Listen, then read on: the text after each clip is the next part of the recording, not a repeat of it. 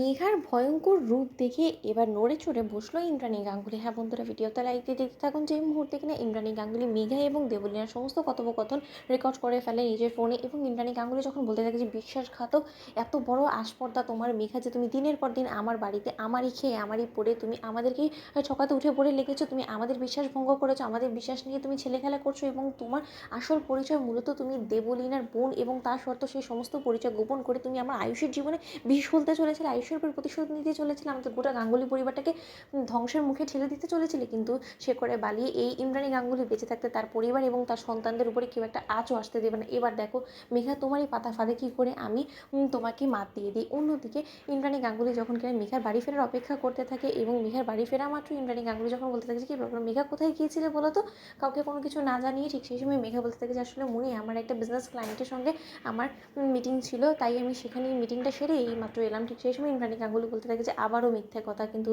মেঘা এই যাত্রা যে তুমি মিথ্যে বলে এত সহজে পার পাবে না। অন্যদিকে ইন্দ্রাণী গাঙ্গুলি বলতে থাকে যে আচ্ছা ছোটো, তুমি একটা কথা বলতো, এমন কে ব্যক্তি আমাদের বাড়ির মধ্যে আছে যে কিনা প্রতিনিয়ত দেবলীনার কান অব্দি সমস্ত খবর পাস করে দিচ্ছে। কারণ তুই একটা জিনিস ভেবে দেখ ছোটো, আমার মনে হচ্ছে যে কেউ না কেউ তো আছে যে কিনা আমাদের ঘরের কথা বাইরে যেয়ে পাস করে দিচ্ছে। কারণ এটা যদি না হয়ে থাকে, দেবলীনা সেদিন বললো যে ও সমস্ত সিসিটিভি ক্যামেরাগুলো নষ্ট করে রেখেছে, আর এই কথাটা তো আমি ঈশানের সামনে বলেছিলাম আমাদের বাড়ির সিসিটিভি ফুটেজের মধ্যে, যখন কিন্তু দেবলীনার ছায়াটা আমি দেখতে পেয়েছি। তাহলে এই কথাগুলো বাইরে কি পাস করছে, কোনো মতে তুই তো না ছোটো। অন্যদিকে মীনাকে যখন বলতে থাকে যে দিদি আমার ঘাট হয়েছে, সমস্ত অন্যায় আমি আগে করেছি, কিন্তু এখন তো কোনো কিছু করিনি, তার সত্ত্বেও তুমি সব কিছুর জন্য দোষারোপ আমাকে কেন করো বলো তো। অন্যদিকে ইন্দ্রাণী গাঙ্গুলি বলতে থাকে যে তাহলে এই পরিবারে নতুন কে আছে যে কিনা এই সমস্ত কর্মকাণ্ডগুলো করছে, আমাদের বিশ্বাস এখন অর্জন করতে পারিনি। অন্যদিকে মেঘা যখন এরা মিথ্যা অভিনয় করা শুরু করতে এবং বলতে থাকে যে মুনি, তুমি কি কোনো মতে আমাকে সন্দেহ করছো? না চাইলে তুমি বলতে পারো আমাকে, কারণ আমার কোনো আফসোস নেই। হতেই পারে আমি নতুন এই পরিবারের সদস্য বলে তোমার হয়তো আমার উপরে সন্দেহ হচ্ছে, কিন্তু আমি শত্রুর সঙ্গে কেন হাত মেলাতে যাবো? কারণ আর যাই হোক না কেন, কদিন বাদে এই বাড়ির বউ হতে চলেছে আমি, এবং এই পরিবারটাই আমার আপন, এবং এই পরিবারটার উপরে কেউ বিপদ আনবে এবং তাকে আমি সাপোর্ট করে যাবো, সেটা তুমি কী করে ভাবলে বলো তো।